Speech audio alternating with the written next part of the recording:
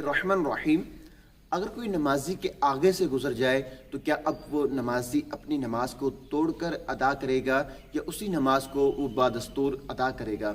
لیکن کہ نمازی کے آگے سے اگر کوئی گزر جاتا ہے تو اس سے نمازی کی نماز میں کوئی بھی خلل پیدا نہیں ہوگا، وہ اپنی نماز کو بادستور اسی طرح جو ہے جاری رکھے گا، اپنی نماز کو مکمل کرے گا۔